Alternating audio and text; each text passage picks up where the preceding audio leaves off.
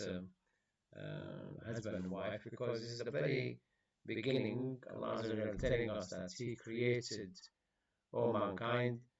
Be mindful of your Lord who created you from min nafsin wahida, from a single soul, and created. And here where people differ when they try to interpret or understand. وَخَلَقَ مِنْهَا, from that soul, a mate, a similar mate. Now it's not خَلَقَ from the soul, because Bani Adam, the man comes from the body, not from the soul.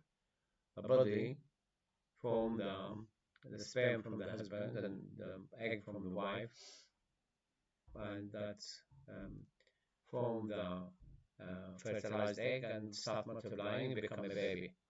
So here He created us originally as spirits, as souls, and every soul created a body later. And when He talk about a human, any creation which has mind and ability to think and independence, He addresses it as he. When He talks about the female, He addresses it as she, or an animate subject also He say about it. In Arabic, again, becomes she, like the she camel and cow, addressed as she. So here, because the soul has no body, it's addressed as it or she. وَخَلَقَ مِنْهَا. So this nullifies the wrongly understood idea that woman created from the man. If any, according to this ayah, is the man created from the woman. But zawj in Arabic, it's used for both man and woman. It's because generic name. It's the name of the species, zawj. Like insan.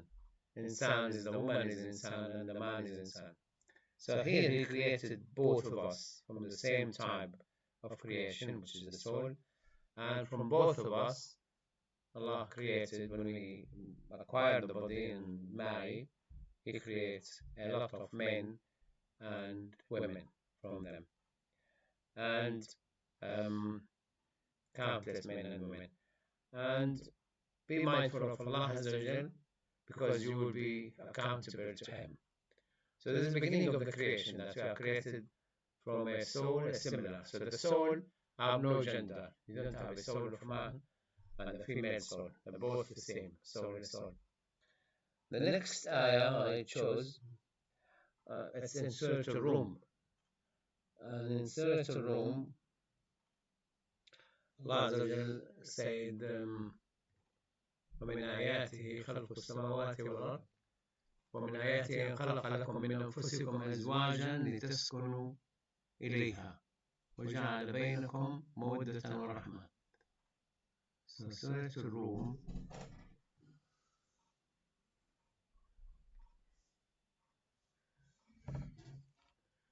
so if we go to, it's in the third page.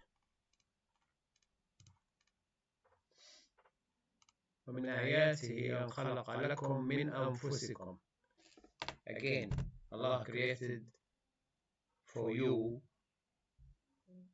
a partner from similar to you, from أنفسكم, the same type like you. But Allah didn't create your wife from you. So Allah created for you a wife who is similar to you. So خلق لكم من أنفسكم أزواجا, so you have mates or spouses in English from among yourself, that you might dwell in tranquility with them. And He has put love and mercy between your hearts.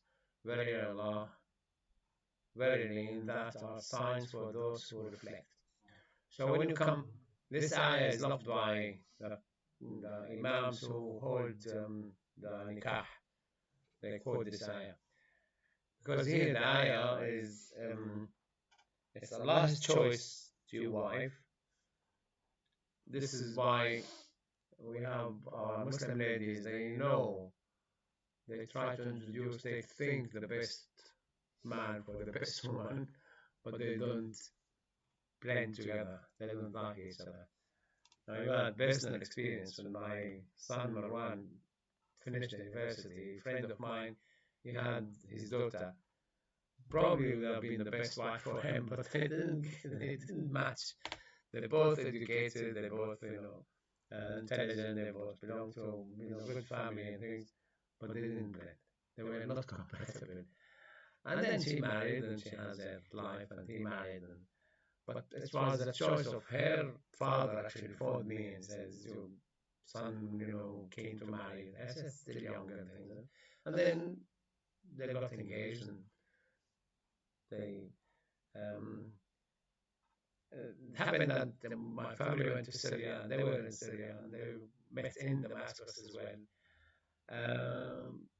And my daughter was walking with them in the street, and they wouldn't they wouldn't agree even to buy corn, you know, earn corn.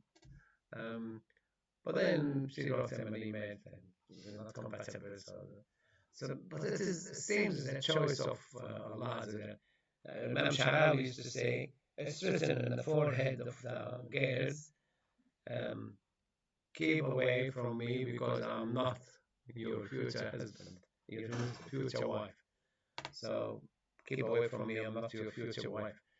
And not all men understand that there is, some say there's chemistry or something. But here, this ayah, he created for you mates which you will love to live with them, and you achieve sakina with them, you achieve tranquility with them, and he creates after that between both of you mawadda and rahma. Mawadda is more than love. Mawadda is like the love of the wife, the mom to her child. She loves the child no matter what. So this is what Allah Azza wa Jal create between them. I mean, you are a medical doctor, you are a medical doctor.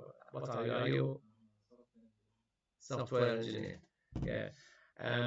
Because because I was a psychiatrist, I used to see women had trouble with the men, with the husband.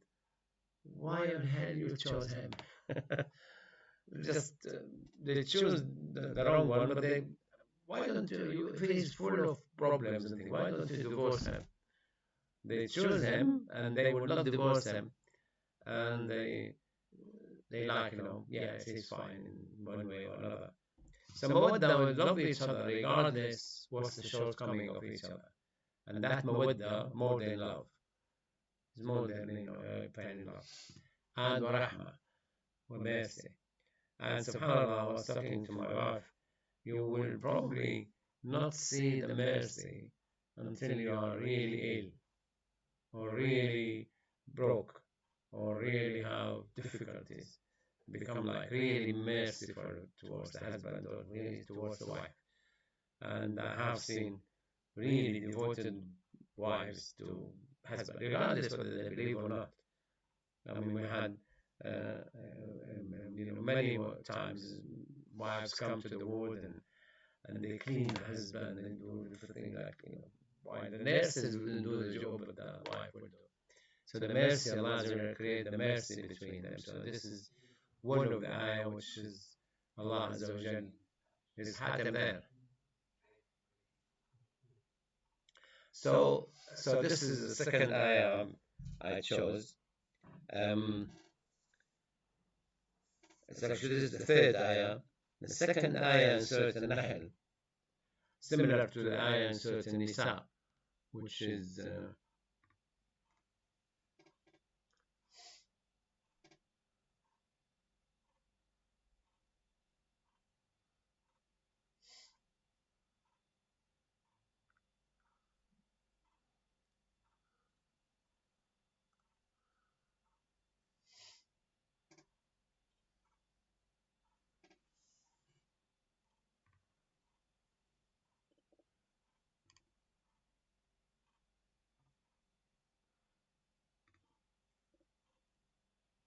So Surah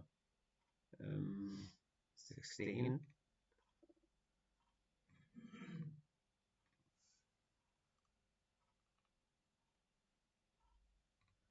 And Ayah 72.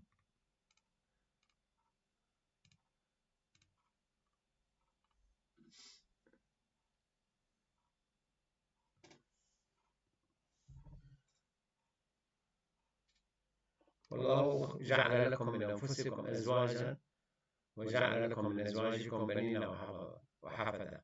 So here Allah Azza wa Jal, from among yourself, He created a mate for you. He allocated a mate in a way. وجعل لكم من أنفسكم أزواجا وجعل لكم من أزواجكم, and from them you have children and grandchildren, and He gave you from all the sustenance, the best of the sustenance. So how dare you believe in the falsehood and don't believe and don't thank the gifts of Allah Azza wa Jal. So here جعل لكم من أنفسكم أزواجا. Again, it seems that allocating a wife to the husband is something done by Allah Azza wa Jal. Sometimes could be the best wife you will ever get. Sometimes could be a wife to Allah punish you because of whatever you do. I mean, I have a brother who,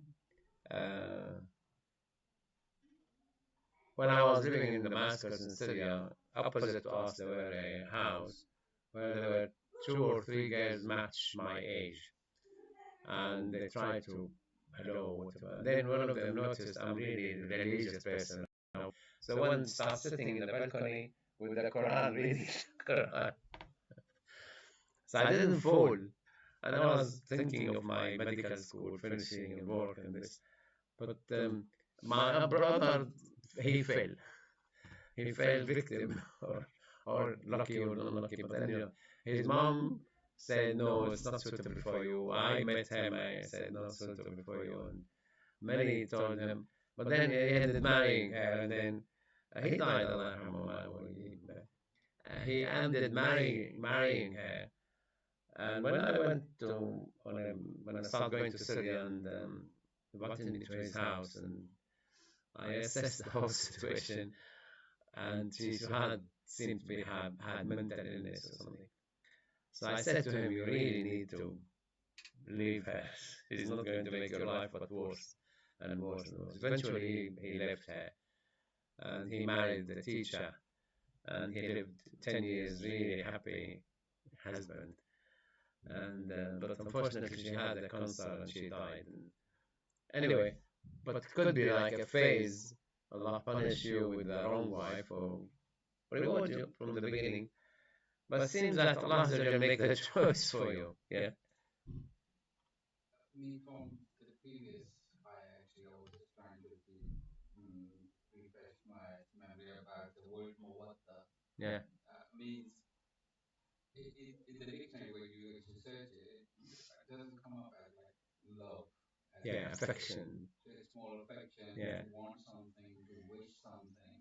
So I mean, when I was kind of learning, my teacher used to say that mawadda is an active kind of Passion. feeling. It's an active feeling where you have to do something. You actually want to do something To please and yeah. things. Love is Yeah. more of a passive than something Yeah. inside. So Yeah. that's not the hubid, that's the love word for Yeah. that. So the first one Allah created from our time, our mate, Zawj, male or female, and He created, and it seems from the ayah, the first ayah in Surah Al-Nisa, and this ayah in Surah Al-Nahl, it seems Allah chose for you. You might think that you are going to marry this A, marry B, or whatever. The third one, that's Allah puts that mawadda between you. Everybody has his personal experience, but you could tell some marriages you feel really became madly in love with each other. They really blended really well. And some marriages you see that from the start there is no blend. I remember when Lebanese married and came to live in, he was in North Wales, in Bengal, brought his wife, and his wife met with my wife, and then she was teaching my wife, get him to buy more gold, get him to do this, get him to do that. And my wife was so like leading her life like any other woman, just running the family and things. Why I should have more gold? Why I should have more gain from him? Is he going to run away and divorce me? Like, that lady wasn't sure she's going to be safe in that marriage. Um, so another ayah in Surah Al Imran, which relieve all of us from feeling guilty that you love a woman. Sorry, Al Imran. Um, that Allah has beautified them to us. That Allah said, um, زين الناس حب الشهوات من النساء. And subhanallah, I mean, the attraction to the opposite sex is so intense, especially in teenagers and 20s. Become like they could do silliest things. They could destroy even their future because of that intense love to the opposite sex, which is really beautified to us by Allah Azza wa Jal. Fair in the eyes of men is the love of things they devote, they covet, women and sons. Why he said حب الشهوات من النساء والبنين. Some Arab take banin are the males and banat are the females. In our part of the world, in the Arab countries, they used to love males and they buried the females alive. So that was something they exaggerated in loving. So they loved so much the boys, hated the girls. Obviously, the love of gold and silver and cars, khayl here, replaced by cars, it seemed, and cattle and farms and things. But this is the enjoyment of this life. So here, acknowledgement, Allah Azza He didn't say, I made it beautified you. He said, Zuyina, in the past simple, past, Zuyina, something, or someone made it beautified to you. In the passive tense, yeah. Zuyina linasi. There's a lot of talk in scholars about who made it beautified to you. Probably by the way our gene is created. We were talking about the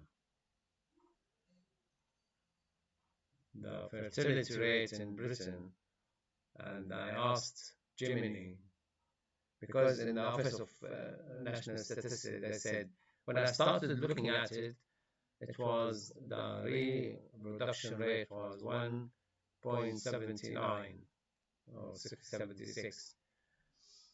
And they said you need 2.1 to replace the generation without a loss of total population. Once you drop below 100.85, it's irreversible. When I read about it, about 1.79, and I said, how is it going to be irreversible? But then it became 1.56 4 years ago, 5 years ago. But I looked at it last week, it's 1.39. So the loss is nearly 0.3 every year. So I wrote an article on my page, which is Sam Muhammad, mostly non-Muslim on that, my friends. And I wrote that if the loss is 0.3 per year, without immigration, without immigrants coming, when will Britain go to extinct? And he did all the calculation, Gemini, and he said in year 2173, the people in Britain will be zero. Yeah, after 50 years, there will be no newborn children, but then those who are alive, it will take them to 2000 173, then will be no one single human being. Now, You're right, actually, and that I looked into this about 25 years ago. I got interested. I think it was more steady. yeah. It was like 2.6, 2.5, something. Um, I think a lot of this change of life and getting more expensive, etc. So does that And they don't care, they don't spend on the kid, they want to enjoy life, they don't want the yeah, commitment, they don't want the legal issues. And when, yeah, yeah, when Sir Keir Starmer went to meet Putin before Ukraine things, he, he said to him, why don't you allow same-sex marriage? He said, I can hardly get people to produce children. I don't want to encourage that because we already have no new generation. So the number five I chose, um, and there's few eye on it, that for some reason Allah Azza wa Jal insisted that we give women mahr. وآتوا النساء صدقاتهن نحلة. So when you go to Surah Nisa, Allah Azza wa Jal states it there. وآتوا النساء صدقاتهن نحلة. Um, it's free, it's out of pleasure, it's irreversible. You cannot take it back. So if they were happy to give you some of the mahr, so take it, enjoy it. But otherwise, you cannot. It has to be given from husband to wife. Why is that? Why not the wife give the husband mahr? My understanding is that that's what, or as I've been told, that this is what allows husband to have access to the wife. The mahr, if he made performed the nikah but no intimacy and he divorces her, he take half of it back. If there's intimacy, even if they didn't meet physically, but they close the door and nobody going to come in, that's called khalwa. That's justify taking the whole mahr. Um, but why is that? is it because you think that you have Because of before divorcing? he thinks, yeah, yeah. If she was giving the mahr, then she wouldn't say to him, "Divorce me, divorce me." But usually, a lot of women very quick say, "Oh, you'll divorce me, I want to divorce." But the other thing which is surprising, he divorces her and she cries. Why he divorces her and why not he cries? Again, So, means from traditionally speaking, marriage, especially for the women, was not just companionship; it was safety. So, means this is real safety. But the husband was supposed to look after and provide for everything. So they yeah, are qawwam. So they are that's true, especially in Middle East countries and things. But even if she has a job and she has her income, she still gets really very upset with the divorce. She really, get more upset with the divorce. And But because of her social circle, her friends, other friends that she's obviously had for maybe. but he has circle of friends and probably his friends. Like collectively, and obviously when they're divorced, and that those relationships are spoiled as well. But then when he divorces her, he said, "Oh God, Alhamdulillah, oh, I'm glad you got rid of her." While her friends they cry with her, probably. Um, any other thoughts? means one of the things I can think of from the medical side of things that men are analytical beings, so they have to analyze everything. And when they divorce, he has thought of everything before divorcing because men are made that way. The women are emotional beings, so even when they are saying divorce me, it's more emotions, and then the next day they would be saying, "Oh, I love you." So they're not analyzing the pros and cons and everything before making the decision. So it's all like spur of the moment thing for them. Men have to analyze everything. So when they make the decision, they have like the thought of everything, Yeah. and he like I that's why when he make that decision, he has actually gone through a lot in his mind. He will lose a lot by divorcing her. And now that's true, but there's cases when she antagonizes him until he becomes really very angry and he divorces her and then regrets. And then he goes to the mullah and then goes to the sheikh, and I didn't mean it, I was angry. But the scholars take um, anger is not enough to say that the divorce is not valid, unless it's extreme anger when he's not aware of what's going on around him. It becomes like total loss. They say لا طلاق في إغلاق. When he blocked his brain, he's not using his brain, he's just like behaving like an animal, and he divorces her. But there's another issue, like women, we have one in Birmingham actually here. They're happy to get married, they don't mind being divorced a month later, but they don't want actually to marry. There's a couple of them or three of them we know. They married, the marriage, one of them, the husband died, but many came to ask her to marry, but she gave it a miss.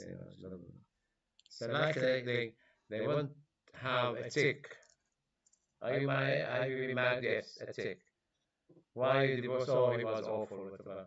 Why don't you remarry? Oh, I don't want, the other experience. What from your experience? Yeah. The woman, not when she was girl, she's dreaming about her wedding day. Then not the man there, but her wedding day. Yeah. This is what you said here. She's more The white dress and the flower for the wedding and all this stuff. and the party. Done, that's it. she doesn't want any. But the matter is something you have, and it is actually followed. And the followed came in another ayah. I'm trying to find it. وخلق منها. Now, when they get married and what's expected, the relationship between the two of them. سَأَتُونَ أَجُورَهُنَّ فَرِيضَةً is actually in Surah An-Nisa again, ayah 24.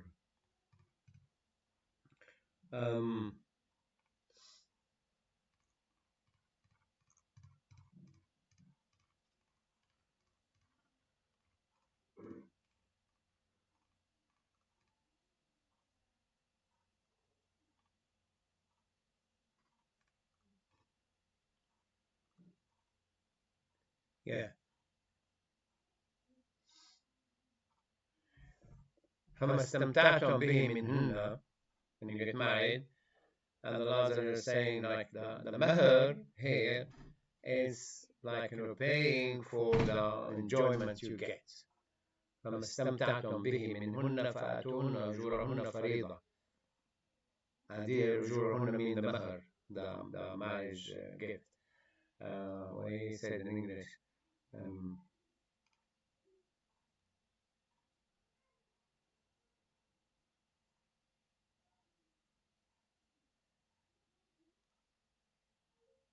With a gift from your property, desiring chastity, not lost, seeing that you driven benefited from them. So Allah will take it that a man benefit and enjoy more from the marriage than the woman. Is that true? So he has to pay. He enjoyed more. That's in the ayah. وَاسْتَمْتَعْتُمْ بِهِ مِنْهِنَّ فَآتُوهُنَّ. So there's a lot of enjoyment, mita. From this is why they deserve to be given the mahr. And that's farida. Because Arkan al-Zawaj, you want to know the hijab, qabul, she's offered to him by her guardian or herself. He accepted. There's two witnesses, and there's mahr. This rukn. Then the walima become wajib, and ishar, to announce it become wajib. But these five, the mahr is one of them. Even the Prophet ﷺ allowed marriage, the mahr, to be reading the Quran, and ask Allah to give her the reward.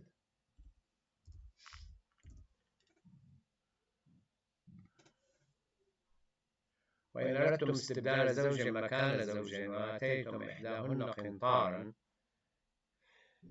if you want to divorce her, marry another one, and he gave the first one a qintar, which is a treasure. Qintar is actually a big barrel of gold and jewelry and treasure and precious stone things. Do not take anything out of it. So when Umar ibn Khattab tried to fix the mahr to 400 dirham, because he said the Prophet ﷺ never married anybody more than 400 dirhams, he was in the khutbah in the mosque, and a woman in the very back, she stood up, and they said she had a curved nose, an old lady, and she said, ليس لك هذا يا ابن الخطاب, it's not up to you to fix the mahr. Have you not heard Allah saying, if you want to change a wife for another wife, and you gave the first one a qintar, do not take anything out of it. And she said to him, do you know how much the qintar, O Umar? And he said the woman was right and he was wrong, and he cancelled the ruling he was trying to establish. So he said, he left it. Some people believe that mahr could be so much, and when we went to, we had a friend, I had a friend which I knew from Syria. We were in the same hospital together, and then he came here. He stayed. He was a GP in Liverpool, and they had nice daughters. And I said to Talha, see one of his daughters. She's really nice and dentist and things. But when we asked about the mahr, she wanted 40,000 pounds. And this is a family we know from the same background, the same city, Damascus. And then my son said, what are you going to do with the 40,000? I said, I want to invest it. He said, I invested. If I have 40,000, I will invest it. And then when you come down, then we fix it 5,000, take it or leave it. And she left it. But they probably think it that way, that it's the worth of the girl, but it should not be like that. Yes, yeah. You're not selling the woman argument. No, but that's what it is now. Yeah, I married my wife. She didn't take the mahr. It was 10,000 Syrian pounds. At that time, you couldn't buy a flat with it. Now it's 5p. Still not received by her, and I offered to give her the mahr several times. So the mahr probably has a value at the time, but she probably took the ayah. It will be worth qintar. So we have proverb in Syria, when they say if somebody doesn't want to marry his daughter to this guy, he will increase her mahr beyond his ability. So I've heard in places like Turkey or somewhere, they ask for a house, they ask for a car, because they say if there's divorce, she gets all of those things. So, well, so they say they're protecting the woman that way. yeah, because they take the woman as being vulnerable, not have no job and have no income. Yeah. This is just to wait till she's about 40 to get married. So that's the problem in Egypt. Like in Egypt, people used to have to own a flat and have furniture and fill up the place and buy lots of gold. And so many people in their like 30s, mid 30s weren't married. They unfortunately have developed something called zawaj urfi, like having a boyfriend and girlfriend in this country. They between themselves write a paper and a couple of friends will sign. It's not official, not accepted. Yeah, that's what I'm saying. They started doing it because they want to bypass their families. And he's after his own desires and things. So if you go another one, there's one before that, I think. استبدال الزوج لمكان الزوج. If we go like النساء, because Allah mentioned النساء as a general, النساء is a plural, The singular is, he's studying Arabic, Imra. Imra. Yeah. And Nisa has also plural, which is what? نسوة. نسوة. نسوة قال نسوة في المدينة when Yusuf عليه السلام. So Nisa, a lot of Nisa become Niswa. If you take a Nisa, what Allah said, here criticized the people of Lut that they were loving men, enjoying their sexual relationship with men instead of women. He mentioned that twice. Now, the ayah which we came across at Nisa, صدقاتهن, give them the mahr, nihla, must give, and don't take unless they gave you. And Nisa came here, are classified as one of the weaker group, مستضعفين من الرجال والنساء. So Rijal could be weak and Nisa could be weak and children could be weak. You need to protect them. Here Nisa came ولا تنكحوا ما نكح آباؤكم من النساء. Do not marry your stepmother. And unfortunately there were news which was really annoying. In Scotland they allowed one guy to marry his stepmother. And I thought that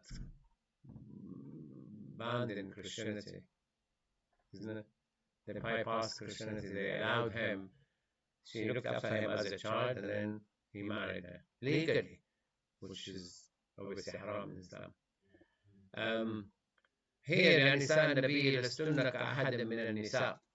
Allah addressed the wives of the Prophet ﷺ. They are not like any other women, which mean they have their own rules.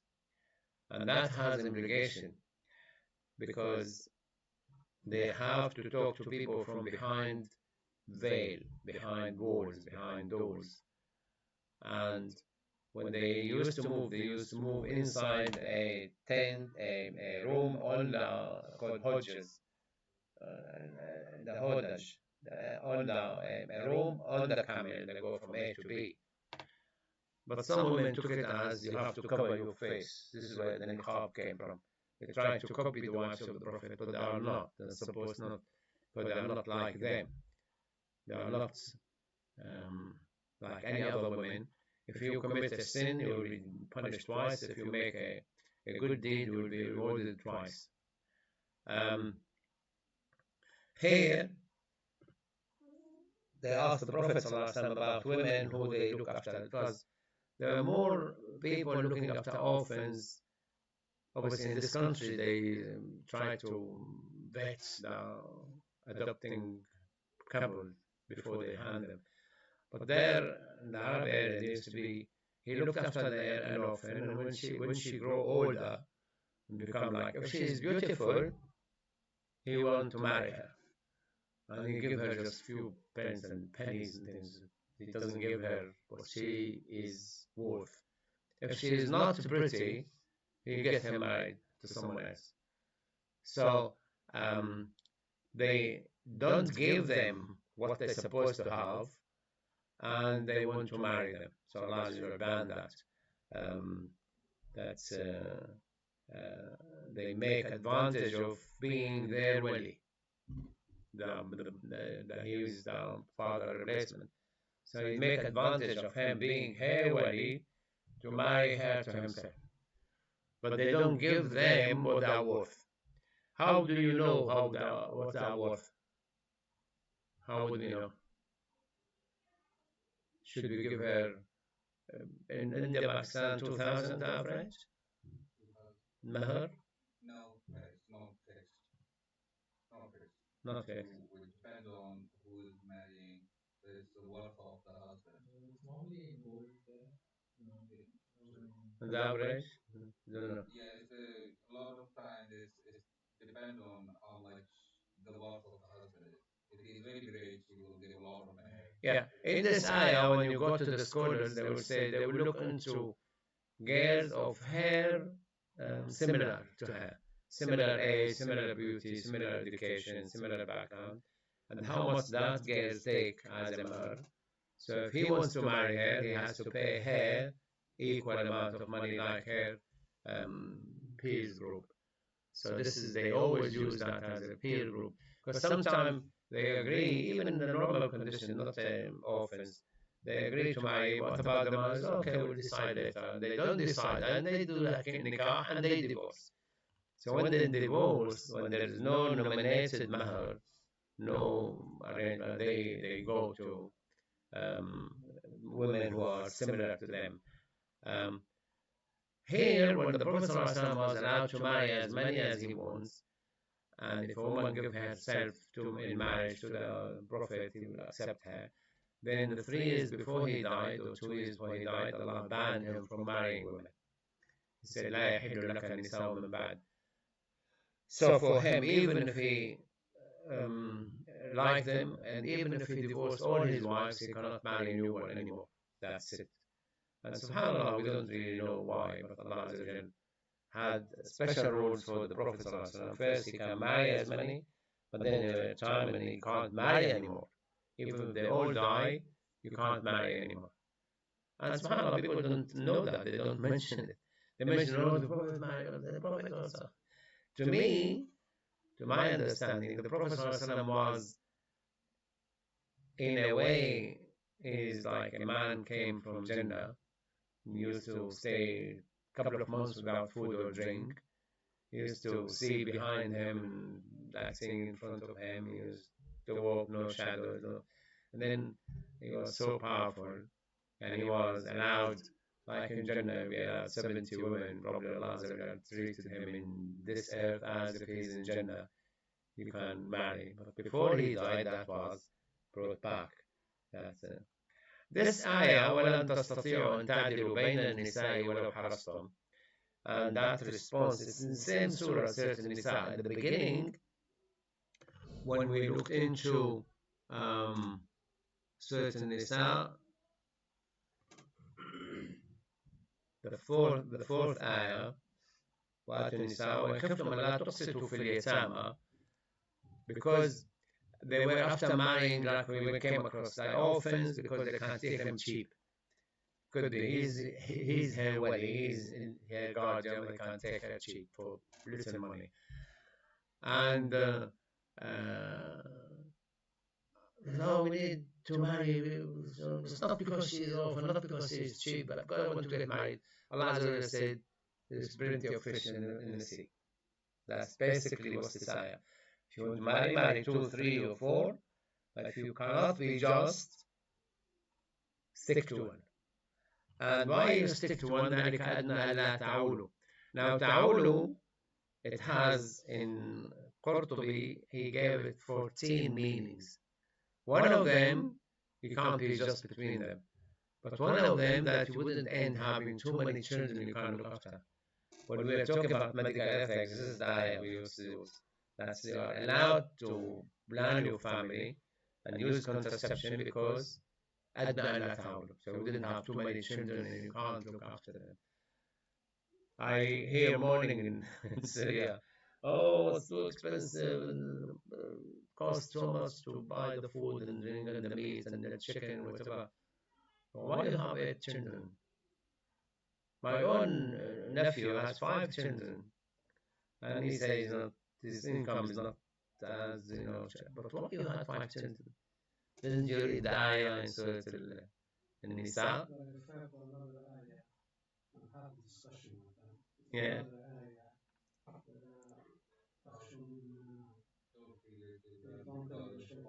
Don't kill your children. Yeah. ولا تقتلوا أولادكم من إملاق. That you are poor. Don't kill your children because you are already poor. نحن نرزقكم. Allah will give you and them. And there's another ayah, ولا تقتلوا أولادكم خشية إملاق. You didn't have them.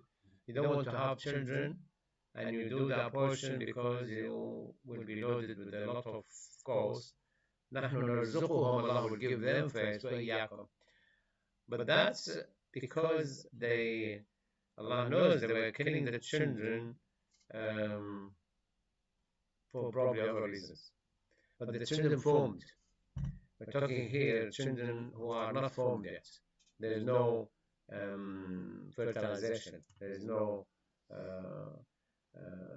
the egg is there, but it's not fertilized.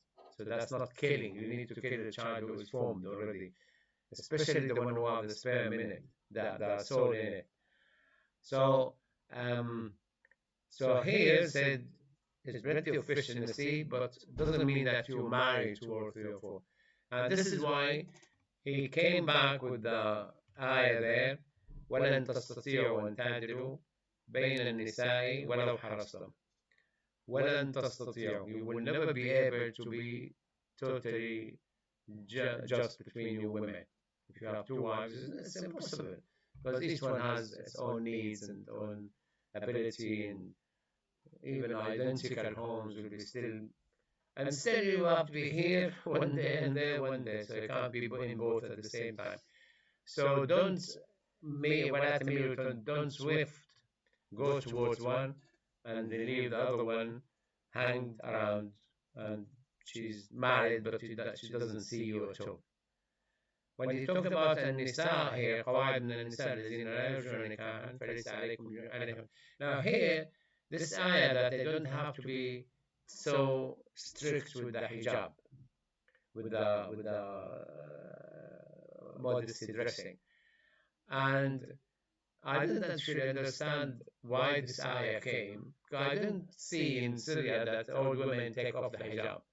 They still put the hijab. But when I came here, people lose their memory, become demented or ill, and they are not in compass mentis enough to put the hijab. So to stop people thinking badly about women, you don't know about her. I mean, probably she's not aware even what her name is. You don't know, she doesn't know, where she is and things. So stop judging them wrongly. Here, the ayah which we mentioned that if you have the nikah, but you don't consummate the marriage, ما لم تمسوهن أو تفرضوا لهن فريضة متعهن الموسع قدره والمقتدر قدره متاعا بالمعروف حقا على المحسنين. It's okay to divorce them if you haven't consummated the marriage, if you didn't touch them, didn't sleep with them, and but you still have to give them some half the mahar, but you don't have to give them maintenance because you didn't actually live with them, you didn't sustain the marriage. This is the ayah which we just started and discussed. Then this is the ayah in Surah Al-Imran that beautified to us. This ayah that you should not come near women when they have the period, and do not, come near. Here, near the Prophet ﷺ used to ask Aisha to cover from the فَإِذَا تَطَهَّرْنَا.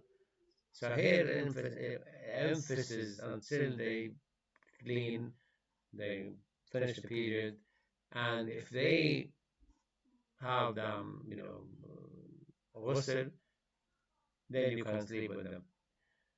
Umar ibn Khattab didn't believe his wife still have the period, and he slept with her and she was still in the period. So he told the Prophet ﷺ, he asked him to donate, I think 10 dinars or something. He had to donate his money for kafara because he slept with his wife during the period. Here, the Nisa, you have to protect them from oppression. Nisa mentioned in Talaq, فإذا طلقتم النساء فبلغن أجلهن فلا تعضلوهن أن ينكحن أزواجهن. Now the difference between Shafi'i and Hanafi, that Hanafi allows women to marry herself without a guardian. And he took it from this ayah.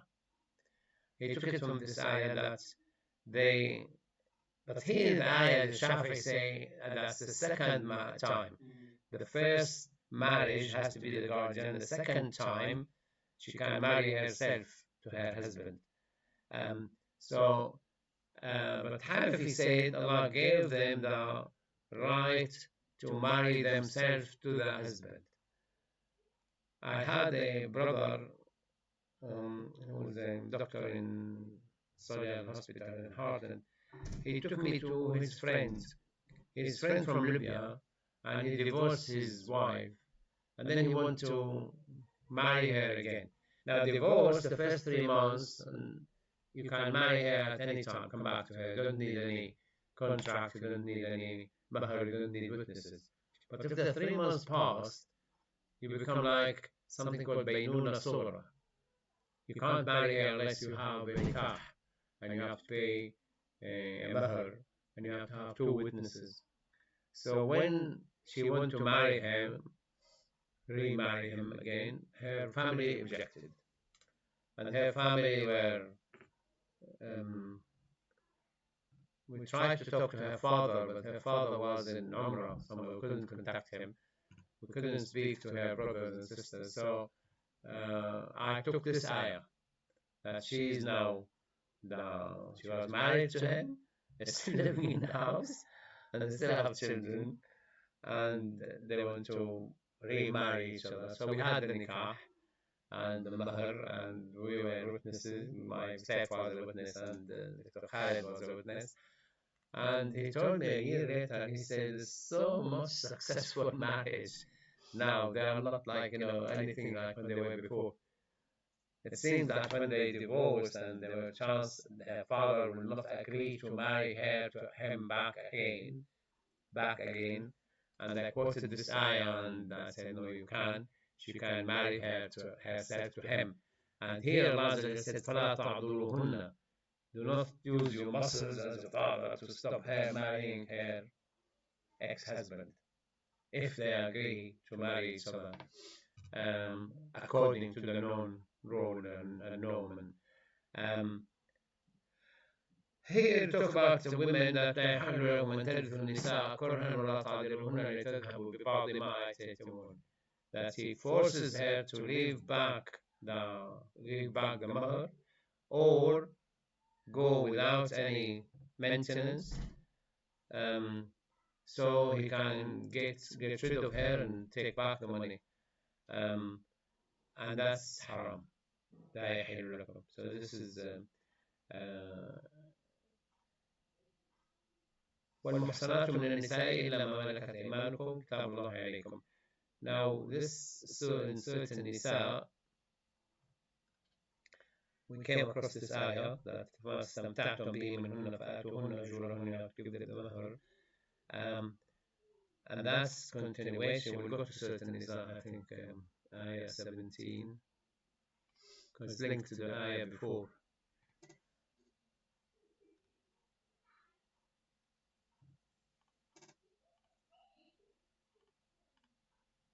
No.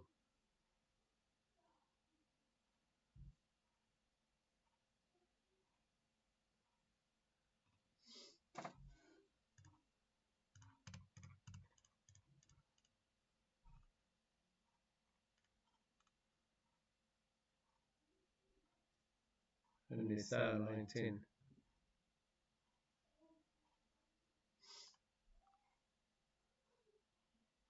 Yeah, but before we leave that, I missed this. وعاشروهن بالمعروف. Now here, فإن كرهتموهن فعسى أن تكرهوا شيئا ويجعل الله فيه خيرا كثيرا.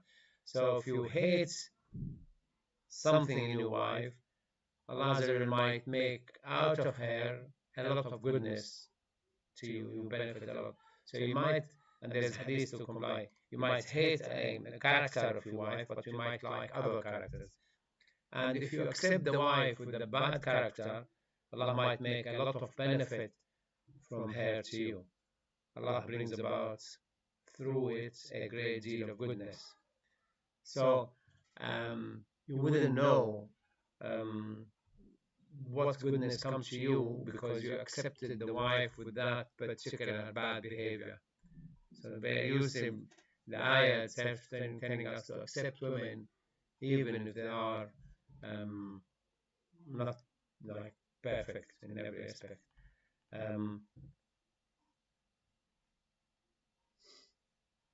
Yes, Nisa 24. Sorry. What about ayah 34 in Surah Nisa? Where it talks about men are superior to women and Yeah, we'll come to that. Yeah. والمحصنات من النساء المؤمنات كتاب الله عليكم آية 17 لا يحل لكم أن ترثوا النساء ولا yeah. آية 18 محصنات النساء. No, that's not. That's 19. That's 18. That's the one before. الرجال قوامون على النساء ما فضل الله بعضهم على بعض. So the rijal in charge or standing to protect and help nisa. Now the mistake people take from the very beginning, when you say rijal, he didn't say husbands. He said generally women, men are protectors to women and defenders to women. So he said الرجال قوامون على النساء, and nisa is a going gender. He didn't say the husbands are in charge of wives. That's not the one. But people take it like, oh, Allah made me in charge of you, which is you are expected to defend your wife in the street or in the house. Um, and for two reasons. بما أنفقوا من أموالهم, بما فضل الله بعضهم على بعض, because Allah said so, one reason. And the second one, because they spend their money. So our teachers will say, our scholars teach us that if he doesn't spend on his wife, now he's not in charge. He lose the qawama, they say. And if you, this is the ayah, you mean, نشوزهن. نشوزهن here, فعظوهن واهجروهن في المضاجع. Now, نشوزهن is that she is going to commit adultery. Nashaz, and many try to take that as general, any disobedient, but when you go to the Arabic language, it's committing adultery. فَعِظُوهُنَّ, advise them, and وَهْجُرُوهُنَّ فِي الْمَضَاجِعِ. The Prophet said, just don't sleep with her, but do not sleep in another room. You need to sleep in the same room. وَضْرِبُوهُنَّ. Now, وَضْرِبُوهُنَّ, you need to take it. Am I supposed to follow the ayah and hit my wife? Or am I supposed to copy the Prophet? Because the Prophet Allah said, وَلَكُمْ فِي رَسُولِ اللَّهِ أُسْوَةٌ حَسَنَةٌ. Verily, you have in the example of the Prophet a guidance to follow and the copy. And the Prophet ﷺ never hit a woman, never hit a child, never hit a slave. So, are you going to copy your Prophet and not to hit your wife? Or are you going to hit your wife? But then hitting also could carry all sorts of meaning. Hitting financially, hitting psychologically, hitting with the love, with care. And you are allowed to use the incentive, you deprive from privilege. You do this, if you do this and do that, we'll go on holiday to where you want to go, Istanbul or something. If you don't do it, forget the holiday. So that's your hit, like the enjoyment from a holiday.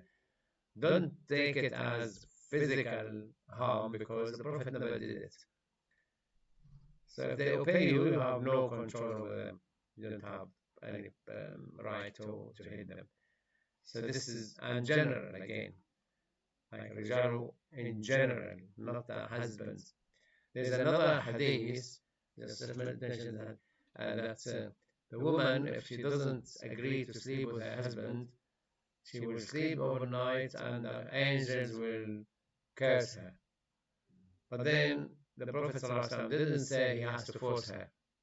He can't force her. So yes, between her and the angels, not, but you can't, if she refuses, you cannot force her. There's an ayah in the Quran, isn't it? You can approach your wife anytime, any place.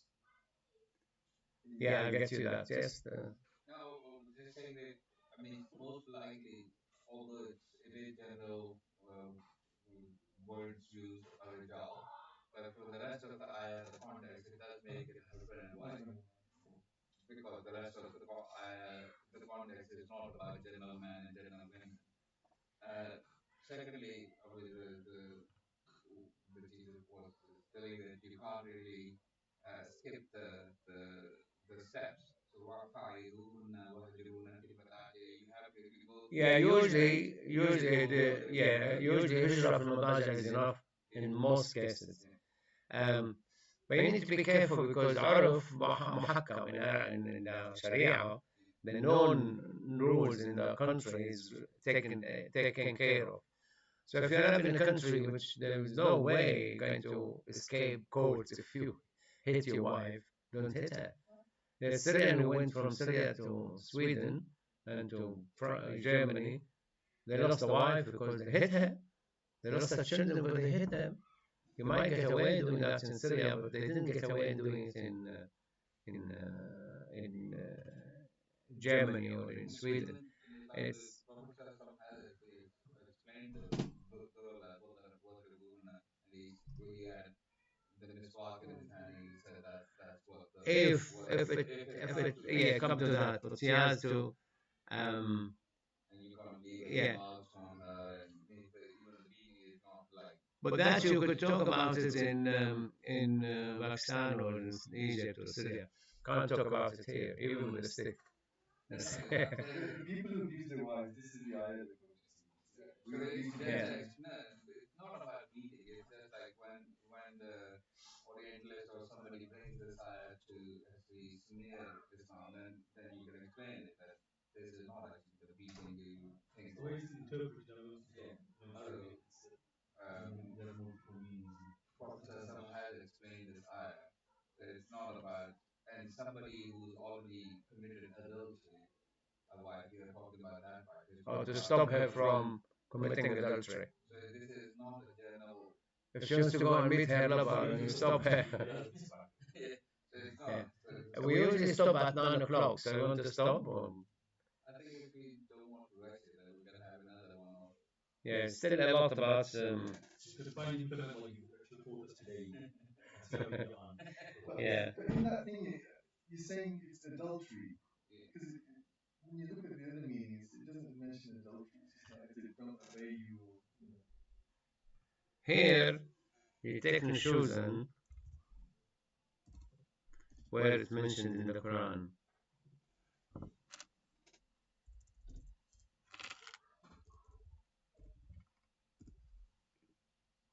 But the Quran explains itself in other places. فإن امرأة خافت من بعلها نشوزا. But the husband, the shoes, here is going to leave her and marry somebody else. أو إعراضا, turn away from her. So she must, there's something wrong there. Then she has to correct it, reconciliate with him and talk to him. And if she wants to mend things, Allah will help them out. So, and shoes, if you go to the Quran, النساء 128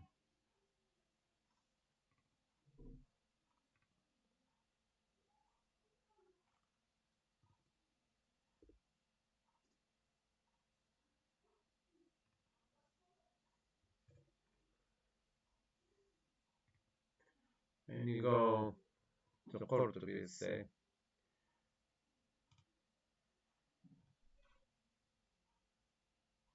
توقعت خافت أيقنت قال الزجاج معنى أن امرأة خافت من بعدها دوام النشوز. الفرق بين النشوز والإعراض أن النشوز التباعد والإعراض أن يكلمها ولا يأنس بها. نشوز إنه leave her, go. Usually a husband is less at home because he goes can marry a second wife. But the wife cannot make nushuz. She can't go and marry another husband or sleep with another husband. So nushuz is tabawud, he left her, let's have somebody else. بسبب سودة بن زمعة. The Prophet ﷺ, Sauda said that she's not good anymore for men, so the Prophet ﷺ said, okay, if you want, I can divorce you. But then she begged him not to divorce her. She said, I will give my knife to Aisha. but I want to remain your wife. So in shoes, they're going to divorce her and go somewhere else. Totally abandon her. I'rad, turn away from her, ignore her. So this is, but for the husband can do it, go to divorce her, go to another woman, while the wife cannot divorce him and go. If she divorce him as khula, it has to be through the court. If she doesn't want to lose their money. When we do nikah, we can give authority of divorce to the girl. Is it right? Divorce, if the wife wants to divorce, there's two ways. Either she leave her, yeah, to get him to divorce her. She will say, if you divorce me, I'll give you the mahr back. I'll give you. The time of the Prophet ﷺ, he gave her a farm, and the Prophet said, if you give him back his farm, he will divorce you. Ayyub and Abu Ayyub. So the divorce, which is she doesn't want to give him anything, and she doesn't want him. That other type of divorce called khula. Then the court will look, yes, you are right, you don't love him anymore, you don't want him anymore, and he's not going to divorce you, so you're not going to give him back anything. So the khula, the judge will divorce her. But the second divorce, you can't go back to him. Khula. The other one, if he divorces her, he can't come back to her. If she make the khula, she can't go back to him. So this is why they advise the woman, if she doesn't want him, see if you can convince him to take back half the mahr or the mahr, and he divorces you, in case you change your mind, you have children and things. And mula'ana, there's a third thing, when he accuses her of adultery, and she denied that, so they have to make an oath. The question is, at the time of the nikah itself, sometimes the condition from a wife with her family that she's got the right to divorce him straight away without going through those two. So he will exercise. It's called the asma. Yeah, he could exercise the divorce himself, will divorce her. Now they might, what they miss there, how they agreed not to give him back for divorcing her, and then where the dispute comes. I divorce her if you give me back the house, if you give me back the farm, if you give me back the car. Later, there might be here, it's in a house that he cannot say, no, I don't want to divorce you, but then he will say, I will divorce you, you need to give me back this and this, unless it's stated. If it's in the marriage contract, it's like a clause where there's a clause that says if you divorce the woman, you have to pay £50,000 or something, or like £20,000. Like that's a different thing. That's when they come to the mahr, they divide the mahr into two parts. One part she takes on the wedding day, and one part she takes if he divorces her. But that's not her, she asks for divorce. If he divorces her, he will have to give her the other part. But we're talking here of no divorce mentioned in nikah, and she put a clause that she can ask for divorce. If she asks for divorce, he has to divorce her. But they need to attach to it for nothing in return. So you can put it, you can't put it, but when it comes to do it, many men say, oh yeah, I'll divorce you, but give me back the house, leave the car, leave the children, we will start dictating. And women, I mean, women are married 20, 30, they don't think about that. And mostly, I enlighten them. When I do the nikah, I haven't done it anymore. But I used to say to them, insist on him that he can't marry another wife unless you agree or he divorces you. And secondly, he can't take you out of your country. And thirdly, if you want him to divorce you, he should divorce you. But you need to write with or without maintenance. But the maintenance is 2 years. So I could divorce her without maintenance because he could say, yeah, I will divorce you, providing you give me back half the mahr, or you don't take any maintenance. In this country, the problem that they will override your Islamic regulations. You need to put everything in writing at the nikah day in the contract and have it witnessed and solicitor, and they are in the atmosphere of love and care, and they're not going to go on to solicitor and get all this signed, and they end. And they learn. I mean, many of the Asian women they learn the tricks and things, and they get away with the house, with the children, with the half his wage. And I mean, I met one. It's not a Muslim, but he was a GP, and he divorced his wife because she was cheating on him, or whatever. But the court entitled her to have half his wage. So I was getting half his wage, and she was living with the lover. She lives less than 3 days. I think 4 days will be considered the common law husband. If he comes 3 days a week, it's considered okay. And then he couldn't stand that. She's taking half his money, took the house, took the children, and half her lover. So he took her gun and killed her. He's from Boston. And he killed her. Can't stand this. Yeah, it's too much for her. A lot of Syrians hit a brick wall in Sweden and in Germany. This is the law. You should have studied the law before you immigrated. But they immigrated to run away from Bashar al-Assad. Well, and then what happened? They give them state pension on their own right and give them money for asylum seekers. He can't take that money. So now she's independent. She has the money, she has the children, she has the law on her side. She kicked them out. One of our relatives had a twin, and she took the twin, and she wanted this and this and that, and made his life really nightmare. But it should be obviously.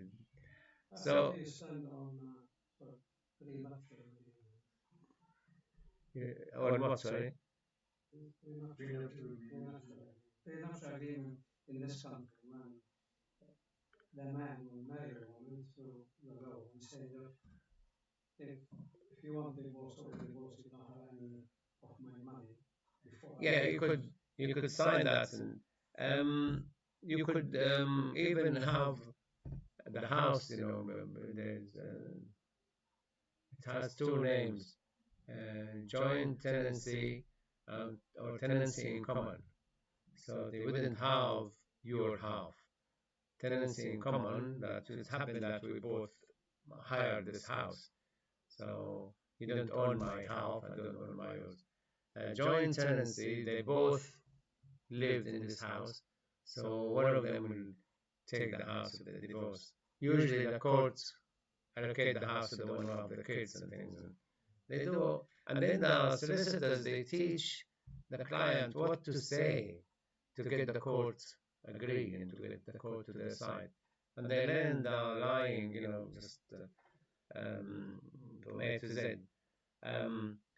But here this ayah وَهْجُرُهُنَّ hijra usually works.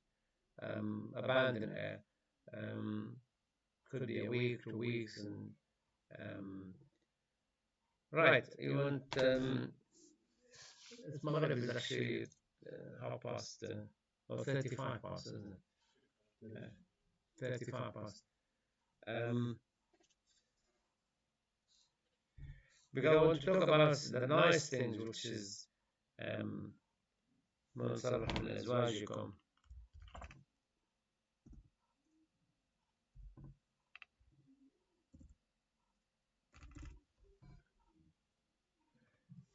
Now,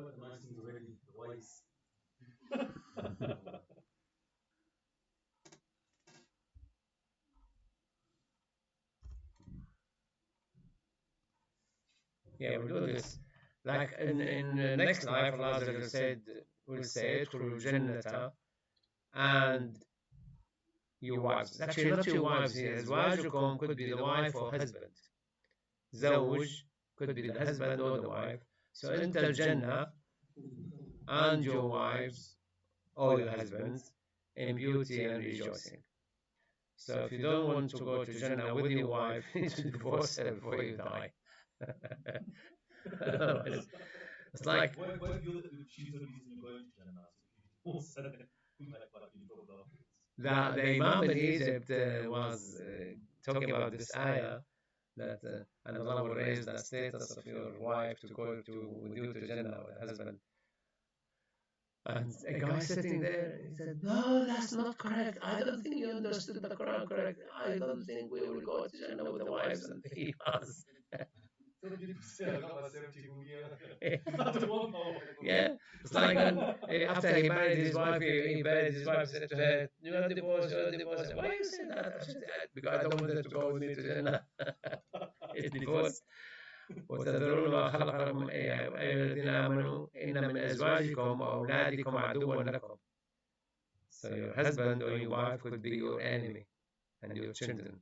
How would they become your enemy? If the reason why you are going away from the path of Allah, if they are taking you away from the path of Allah, if they are Yeah, could be. Stop the husband to go, especially it happen every day. They wouldn't allow them to go to any Quran meeting or hadith or to go to the mosque sometime, to go to Hajj or Umrah. But could be stopping them from being good, like an enemy, or detach them from pleasing, obeying the mother and the father, and again punishment because of disobedience to father and mother. And that happens a lot. Try to make him hate his mom, hate his dad, ignore his mom, ignore his dad, and so فاحذروهم. So be careful. Um, so if you're among your wives and your children, actually, you should say your wives or husbands. Um, your children are enemies to yourself.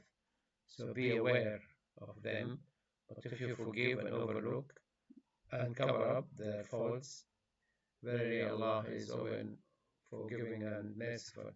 Because sometimes you need to know you are allowed to lie to the enemy to reconcile between people and to your wife. Because sometimes if you are telling your wife all what you talk to your mom, not going to be good. If you want to give your mom something or your sister, I don't tell my wife what I give to my sister or brother.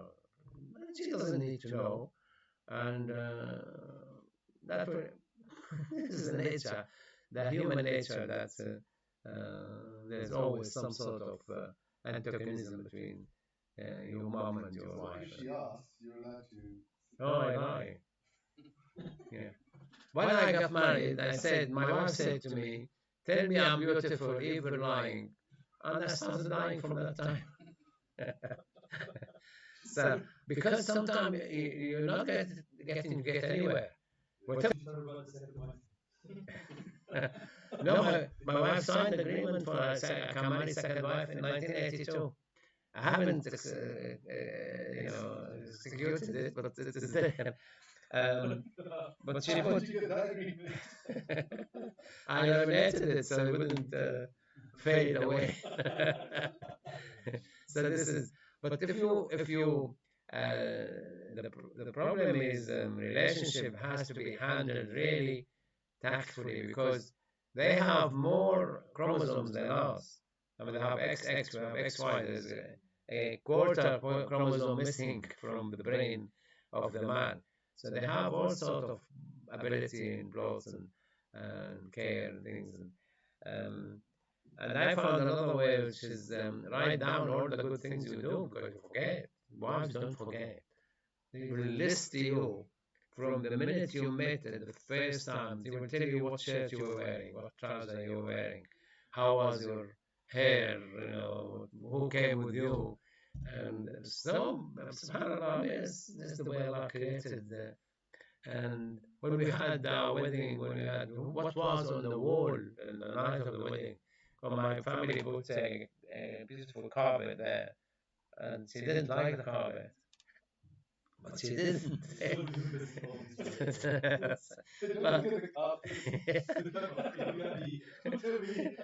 Hot carpet.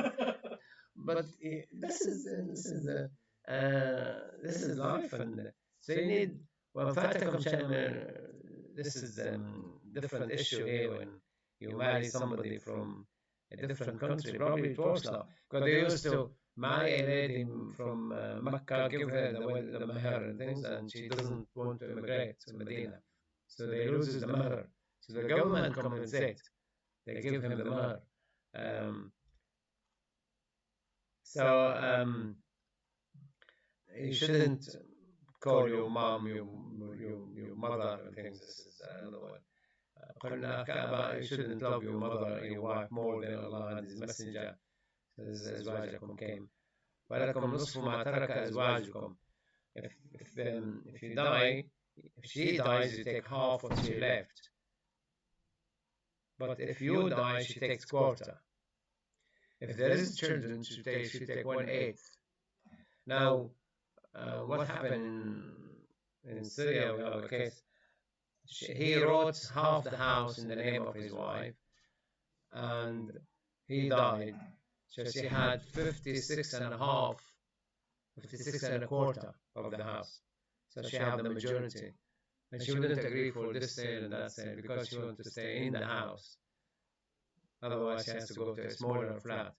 So sometimes they abuse it. Because you say, why Islam gives the wife only quarter the house when I die, and only 12.5% if there's children. But the cases now in Syria, because there's cases we came across in this age, they refuse to leave the house, and their children need the house. They're living in a rented accommodation. She will not let sell the house. They don't sell. So, and they have only 12.5%. You need to take your mom to court to sell the house. While here, the law doesn't care about you. She takes half the house. But what if she's divorced and he married someone else? He had a case. He was a millionaire, and he divorced his wife, and he married his second wife. Then he died. And then there's a dispute. Did he commit suicide or did he die? Because the money, who will take the money?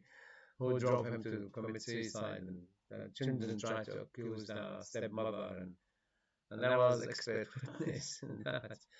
Because they brought a physician and they brought me as a psychiatrist, which I was looking after him, and I proved medically that was a success to me.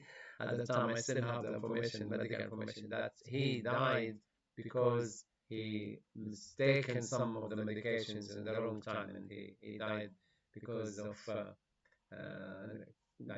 interaction between medication and things. And then the coroner agreed with me, and they put the verdict as being unforeseen circumstances and things. And so I didn't follow up what happened to the money. Couldn't the children then sue the NHS for that, the GP? No, he died because he was on a lot of medications, and he took some medications wrongly in the wrong time, and he died. So Islam, subhanAllah, I mean, if he dies and he's 78 or 80 years old, and his wife's 75, why she should take half the house? And she only needs accommodation for probably a few more years. So why not the children take their share from it? In this country, she would say, I may need to go into a care home, so I can sell that house and go to a care home because the children won't look after them. But the government here will fund the care home if her money is less than 23,000, 24. So it's taken care from that end. But she take the house. I was involved in the case as well when the second wife claimed that his son from the first marriage, he wants to take a large share. He wrote a will, and he wanted to change the will because the son from the first marriage, he never came to see him, never took after, cared for him, he never had anything. So I was asked by the GP to assess his mental state. Is he competent to change the will or not? And I went there, and he was telling me the story is really perfect. He's really with it. He had vascular dementia, doesn't take his insight and things. And he was right in all the story he mentioned. And I said to the GP, I wrote back that he's a competent, is able to make a valid decision about the will. About something else, probably you need to assess what that other needs. but the son wants to take his share according to the previous will, and he never looked after him, and the current wife looked after him. So Islam, from this point, in a way, Allah protects the right of the wife, and probably you cannot divorce a wife when you are terminally ill and dying as well. It's another thing, because he divorced her to deprive her from the inheritance. So the Khulafa Rashidin, I think they changed that. They didn't allow the divorce to be valid, because and then you could be under pressure from the first wife or the second wife or the children, so that's also taken care of. I think we'll stop now. سبحانك اللهم وبحمدك نشهد أن لا إله إلا أنت نستغفرك ونتوب إليك اللهم اجعل اجتماعنا هذا اجتماعا مرحوما وتفرقنا من بعده تفرقا معصوما. May Allah make our meeting blessed and protect us after leaving here. أعوذ بالله من الشيطان الرجيم. بسم الله الرحمن الرحيم. والعصر إن الإنسان لفي خسر إلا الذين آمنوا